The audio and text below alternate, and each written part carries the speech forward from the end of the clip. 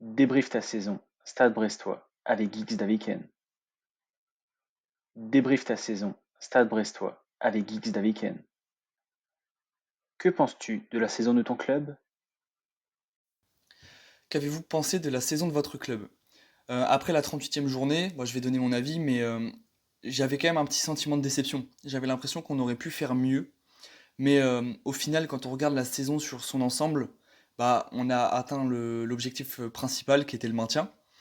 Et en plus, comme beaucoup de supporters brestois, quand on voyait qu'à la 11e journée, on était dernier avec 6 points, penser qu'on se serait maintenu à 2 journées de la fin, c'était quasiment mais impossible. Donc on signe tous les jours pour ça, hein.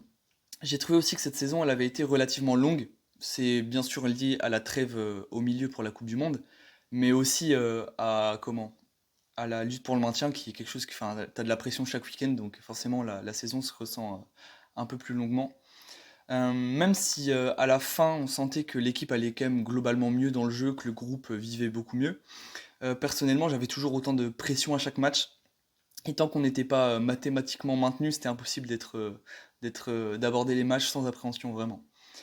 Mais dans l'ensemble, je pense qu'on a fait une bonne saison pour un club qui joue le maintien, avec les hauts et les bas que ça implique. Voilà. Quel joueur serait la recrue idéale pour ton club? Si vous deviez récupérer un joueur de Ligue 1 pour votre club, lequel ce serait?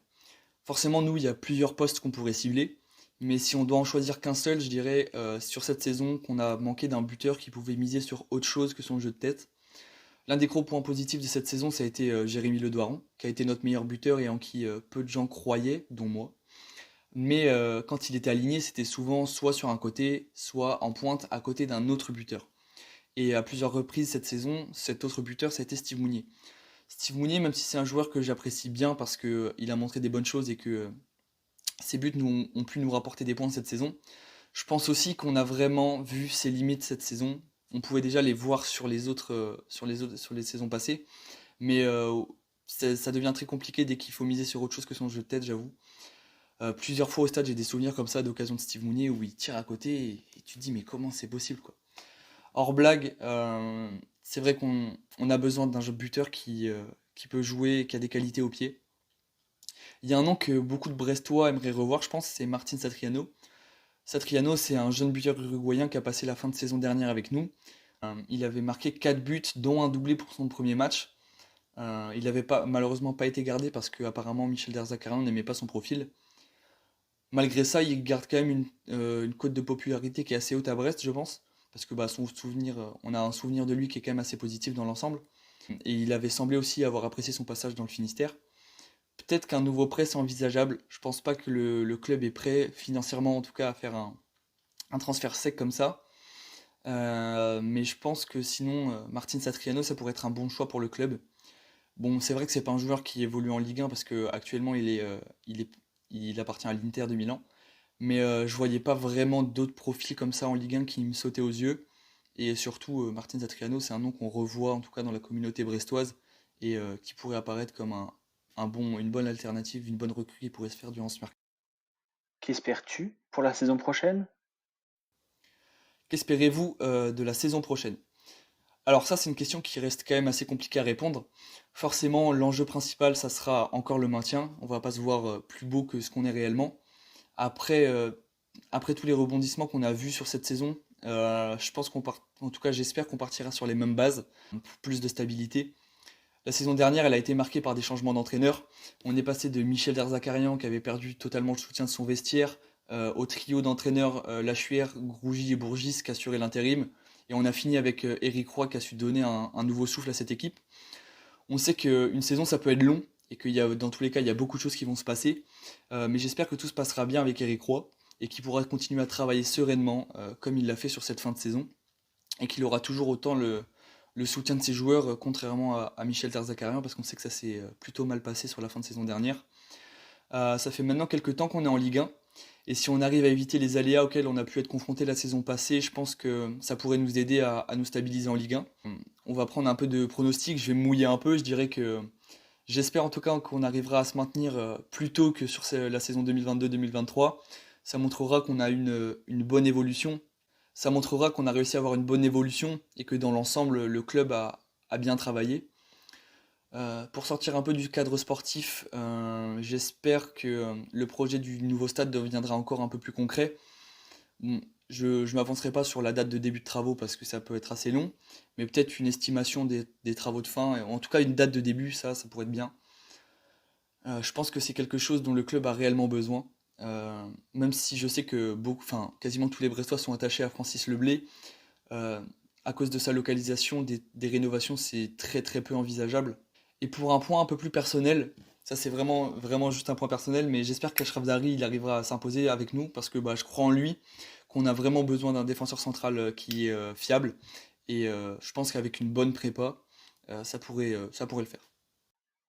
Que changerais-tu dans l'équipe actuelle? Que changeriez-vous dans l'équipe actuelle? Alors honnêtement, dans l'équipe qui nous a maintenus cette saison, je pense que je changerais peu de choses.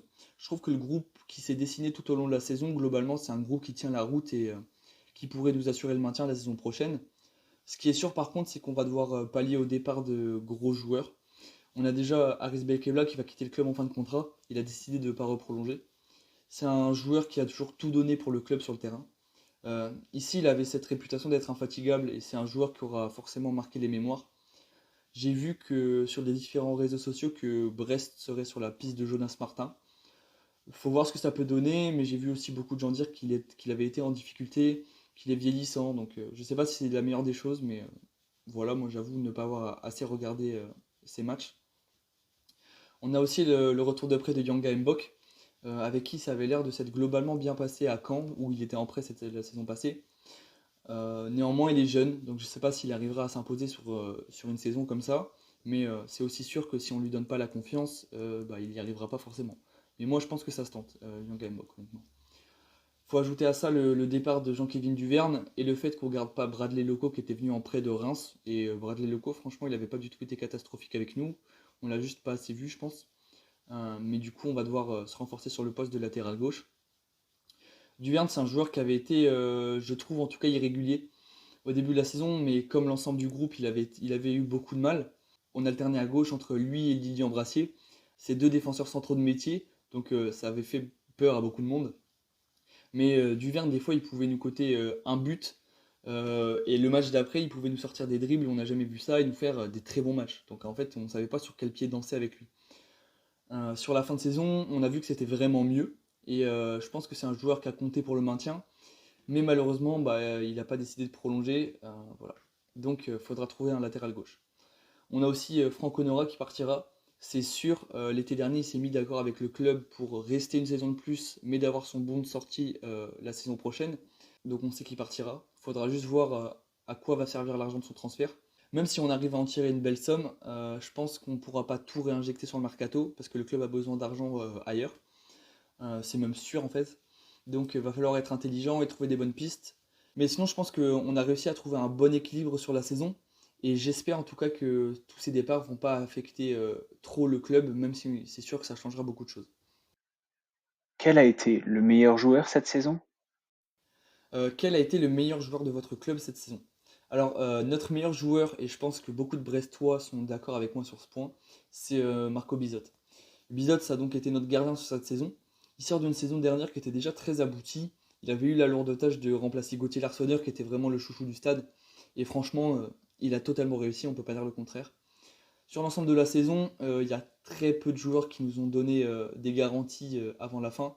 Mais lui, c'est vraiment le joueur en qui on a eu confiance du début à la fin de la saison. Il nous a sauvé un grand nombre de matchs et je pense que sans lui, l'issue de la saison aurait été complètement différente. C'est même quasiment sûr. Je ne sais pas si on aurait réussi à se maintenir avec un autre gardien un peu moins performant. Ça m'a fait beaucoup rire parce que après les matchs, quand je traînais sur Twitter, j'avais vu beaucoup de retours de nos adversaires qui disaient ouais, Marco Bizot qui fait encore le match de sa vie contre nous, ouais, bizarrement contre nous, c'est Manuel Neuer. Donc moi je trouve ça assez drôle en vrai. Il y a beaucoup de gens qui ont l'air de pas savoir que c'est un gardien qui a beaucoup de qualité. Et ça me fait dire que Marco Bizot reste quand même un gardien qui est quand même assez sous-coté en Ligue 1. J'ai pu hésiter dans mon choix entre lui et Pierre Lesmelou, qui nous a aussi apporté également depuis son arrivée. Mais Marco Bizot, c'était vraiment le symbole de la sécurité tout au long de la saison. Et comme je l'ai déjà dit, une des rares garanties de l'équipe. J'espère que de tout cœur qu'il restera avec nous, parce que sinon, ça risque d'être assez compliqué pour la saison prochaine, je pense. Quels ont été les points faibles de l'équipe? Quels ont été les points faibles de l'équipe? Pour parler des points faibles, moi je dirais qu'on a eu une équipe qui a mis du temps à se trouver. C'était lié au changement d'entraîneur qu'on a eu durant la saison. L'équipe elle a été remaniée plusieurs fois, on a fait face à plusieurs dispositifs, plusieurs compositions. Et dans un premier temps, du coup, on était sous Michel Derzakarian. On a fait face à un effectif qui ne soutenait plus son entraîneur, le contact était totalement rompu, et ça explique notre début de saison plus que compliqué avec les résultats qui ne suivaient pas. Derzakarian il dirait à lui-même qu'il aurait dû être moins directif avec les joueurs. Il y critiquera aussi dans la presse, hein, on l'a vu. Mais dans tous les cas, il a été remercié en octobre 2022 après une défaite contre Lorient à domicile qui nous a mise dernière du championnat. Ensuite, on est arrivé à la période du trio d'entraîneurs. Là, on sentait qu'il y avait quand même du mieux. On sentait que l'équipe marchait beaucoup mieux. On arrivait à gagner contre Clermont et Troyes et accrocher un match nul contre Reims. Durant cette période, on fait quand même 3 défaites, mais on sent que dans le jeu, ça commence à reprendre du poil de la bête, même si c'est vraiment loin d'être parfait. La trêve pour la Coupe du Monde, elle arrive, et avec elle, il y avait beaucoup d'incertitudes, parce que la direction semblait pas vraiment décidée à prendre un nouveau coach, ou en tout cas, elle a beaucoup tardé à faire son choix. Et au final, le nouveau coach, il est annoncé le 3 janvier, 2 jours après la fin de la trêve et une défaite contre Monaco. Donc déjà, on avait peur sur le manque d'ambition du club, parce que l'annonce était quand même relativement tardive. Mais en plus, quand on voit le nom d'Éric Roy, c'était impossible d'être serein. Personne ne le connaissait, et du peu de retour qu'on avait de la communauté niçoise, c'était pas du tout positif. On avait l'impression qu'on allait foncer tout droit vers la catastrophe et que la saison allait finir en beauté, mais d'un côté le plus négatif possible. Mais bah, aujourd'hui, on peut le dire, merci Eric. Voilà, c'est sûrement l'homme qui a changé notre saison. À son arrivée, on enchaîne 5 matchs sans défaite. Bon, c'est pas que des victoires, mais on pointe à la 14e place. Et à ce moment-là, les mentalités changent réellement et on le sent en fait. Je referai pas le film de la fin de saison, mais on voit qu'avant son arrivée, on nageait en plein flou et que ça avait tout pour finir en saison catastrophique. Et c'est ce long moment de flottement durant la saison qui a été notre principal point faible, je pense. Mais ben, c'est sûr que ça n'a pas aidé l'équipe à se trouver en fait. On a eu un Franco Nora qui était totalement invisible sur le début de la saison à cause de son transfert avorté en Allemagne. Il a fini par reprendre des couleurs, mais quand des joueurs aussi importants que lui ne sont pas là dans les moments difficiles et que les alternatives sont vraiment pas simples à trouver, bah ta saison commence quand même très très très mal. Pour moi, le principal point faible, ça a été la dynamique qui a mis longtemps à se mettre en place à cause des changements d'entraîneur et d'autres facteurs extérieurs. Quel a été le match le plus abouti cette saison? Quel a été le match le plus abouti de votre équipe cette saison? Ça aussi, c'est une question qui est très compliquée parce que on était dans une opération maintien. Et si on parle de match abouti en termes de jeux proposés, je pense qu'il y en a pas beaucoup. C'était pas vraiment football champagne cette saison. Et ça se comprend, hein, voilà. Mais j'ai vu qu'il y avait quand même aussi beaucoup de Brestois qui s'amusaient de ça en disant que, en qualifiant le jeu défensif de tram brestois au lieu du bus. Donc moi, ça m'a fait rire, mais bizarrement, ça faisait quand même moins rire nos adversaires globalement. J'ai aussi l'impression que pour désigner le meilleur match, il y a quand même beaucoup de paramètres qui peuvent rentrer en compte. En termes de jeu proposé, je pense que ça se joue entre les 2 matchs de Brest quand on a affronté Marseille. Mais je parlerai quand même du match aller. Donc Brest-Marseille pour la deuxième journée de Ligue 1. Je pense que ouais, c'est un de nos matchs les plus aboutis. Je pourrais pas vraiment m'étendre sur ce match parce que c'est pas enfin, c'est un souvenir qui remonte un peu et c'est pas un match que j'ai eu l'occasion et la chance de voir en vrai et pleinement d'ailleurs aussi. Mais de ce que je me souviens, on est passé à côté une des demi-temps, mais on a quand même réussi finalement à poser assez de problèmes à Marseille pour arracher le point du match nul. Et globalement, je pense que dans la communauté brestoise, c'est un des matchs qui ressort le plus souvent quand on doit citer un des matchs qui a été un des meilleurs matchs que Brest ait proposé cette saison. Mais moi, je parlerais plutôt de Brest-Toulouse, donc à la 29e journée de Ligue 1. Je l'ai dit, quand on joue le maintien, tous les matchs sont importants. Et là, du coup, on était dans les 10 derniers matchs. Les matchs précédents, on était sur 2 matchs nuls et 4 défaites. On pouvait être à la 15e place, qui n'est pas significative de relégation. Mais on sentait que c'était le moment de prendre de l'air si on avait envie de garder encore notre destin entre les mains. Et c'était clairement l'objectif. Et simplement, je pense que ce match, c'est un tournant dans la mentalité pour la fin de saison. De ce match qu'on gagne 3-1, je ressors beaucoup de bonnes choses. Même si c'est également vrai que les Toulousains n'ont pas franchement fait un bon match, je retirerai pas le mérite de nos joueurs. On a senti que l'équipe vivait mieux, qu'Éric Roy avait un réel impact positif sur le groupe. Je mentirais pas en disant qu'on était confiant pour le maintien après ce match-là, même si c'est un match qui est vraiment positif, parce que bah, la concurrence, elle était forte. Mais ce match-là, il a tellement fait du bien que je pense que ouais, c'est un de nos matchs les plus aboutis de la saison. En plus, 3-1, tout ça, on arrive à revenir alors qu'on est mené à la 9e minute. Franchement, je pense qu'on a fait un bon match. Et c'est un de nos matchs les plus aboutis. Es-tu satisfait de l'intégration des jeunes joueurs du club? Êtes-vous satisfait de l'intégration des jeunes joueurs au cours de cette saison? Pour être franc, je pense pas qu'on puisse être ni satisfait ni insatisfait de leur intégration. Globalement, à Brest, quand on parle de jeunes joueurs, là je vais citer les très jeunes joueurs, mais on parle de Joaquin Blasquez, Grégoire Couder, Bradley Loco, Noah Fadiga, Karamoko Dembélé, Félix Le Maréchal et Taïri Carconte. Alors déjà, celui qui a le plus joué, c'est Noah Fadiga, parce qu'il tenait le poste de latéral droit avant l'arrivée de Kenny Lala. Mais même malgré ça, on peut pas dire que les jeunes joueurs aient beaucoup joué cette saison. Mais en même temps, faut pas oublier qu'on jouait le maintien. Faire tourner, c'était quasiment impossible. Euh, quand t'es le Stade Brestois et qu'il y a des gros matchs à jouer, tu peux pas faire tourner. Une fois qu'on a trouvé notre 11 titulaire, le but c'était de le garder et d'être le plus performant le plus longtemps possible en fait. Donc c'était quasiment impossible de voir jouer les jeunes. Il y a quand même certains qui ont eu l'occasion de jouer, de faire des entrées en jeu, comme Arconte, qui a été envoyé dans l'équipe réserve pour la fin de la saison. Et le Maréchal, qui lui a montré un vrai bon visage et une envie de jouer, j'ai trouvé, sur le peu d'entrées en jeu qu'il a fait. Donc voilà, une très bonne attitude, j'ai trouvé des deux, même si Arconte peut-être un peu moins, mais surtout le Maréchal. Et pour d'autres, ça s'est quand même vraiment moins bien placé, comme Karamoko Dembélé.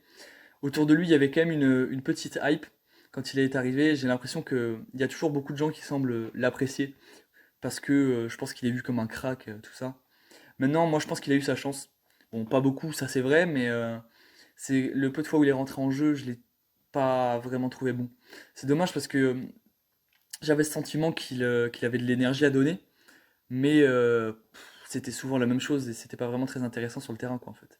En fait, il faisait souvent, il jouait sur sa vitesse, il tentait des dribbles, et puis il loupait ses dribbles, et puis voilà, et on avait perdu la balle. Mais surtout, je pense que dans cette décision de ne pas le faire jouer, ce qui a joué, c'est le staff. Enfin, le staff a trouvé qu'il méritait pas de jouer.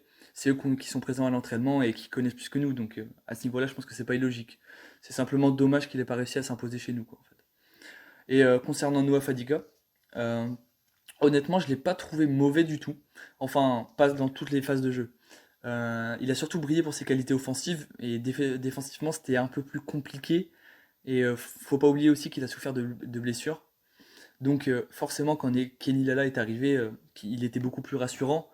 Bah, il s'est imposé comme titulaire directement, quoi. Fadiga, je pense, et j'espère en tout cas qu'il restera parce que je suis certain qu'il peut être vraiment très utile et qu'il trouvera sa place dans ce collectif. Honnêtement, je perds pas du tout espoir. En conclusion, bah déjà il y a beaucoup de jeunes dont on n'a pas parlé parce que bah, on les a pas vus vraiment. Mais pour conclure sur le cas des jeunes au Stade Brestois, je dirais que c'est quand même relativement mitigé, mais en fait c'est moyen. On peut pas être insatisfait, on peut pas être satisfait, mais tout ça c'est à cause du contexte et on les a pas vus beaucoup à cause de ça en fait réellement. Quelle recrue t'a satisfait, déçu? Quelle recrue vous a satisfait, déçu? Alors ça c'est une question qui est très intéressante quand on voit les mercatos que nous a proposé le Stade Brestois cette saison. Le mercato, il avait beaucoup fait parler sur les réseaux sociaux et Twitter notamment. C'était une des rares fois où j'ai vu le club avoir autant d'exposition médiatique. On va garder le pire pour la fin et on va commencer par les tops. Forcément, on va parler de Pierre Lesmelou. Au milieu, cette saison, il a vraiment fait du bien. C'était un des indéboulonnables et je pense qu'on peut le mettre à côté de Marco Bizot sur les valeurs sûres de cette saison. À ses côtés, je mettrais aussi Kenny Lala. Sur les côtés, on a été en grande difficulté. Il y a plein de choses qui ont été essayées et presque aucune n'a été concluante. Et puis Kenny Lala est arrivé et on a vu à quoi ressemblait un latéral avec de l'expérience, qui sait défendre. En gros, tout ce qu'on n'avait pas vu avant son arrivée. Je pense aussi qu'on peut parler de Madi Camara. Il est venu en prêt de Saint-Etienne au début de la saison et je pense qu'on avait quand même tous une petite appréhension. Quand il arrive, la situation de Saint-Etienne elle est catastrophique et il quitte le bateau. Et des tweets qu'on a pu voir de la communauté stéphanoise, globalement, il y avait beaucoup de gens qui avaient l'air contents de son départ. Donc on partait quand même sur des bases relativement mauvaises. Ou en tout cas, je pense qu'on pouvait avoir un peu peur. Pourtant, après une petite période d'adaptation où c'est toute l'équipe en réalité qui avait du mal, bah, finalement il a trouvé ses repères et il a trouvé sa place dans le collectif naturellement. Avec le départ de Belkebla, je pense qu'il aura une vraie chance à jouer, en tout cas une vraie chance à saisir. Et au vu de cette première saison, je pense qu'il y arrivera. Moi, je pense que moi, j'ai pas vraiment d'appréhension à ce niveau-là. Ou en tout cas, bah, j'espère qu'il arrivera à saisir cette chance et à s'imposer comme un des meilleurs milieux qu'on peut avoir.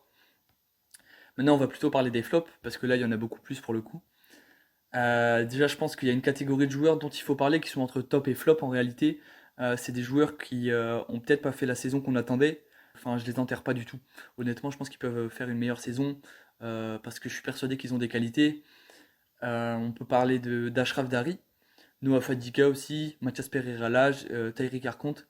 Donc voilà, je pense que tous ces joueurs-là, au cas par cas, je pense en évitant les blessures, en essayant d'enchaîner les matchs et en ayant une bonne préparation, ça peut le faire. Honnêtement, je perds pas du tout espoir avec eux.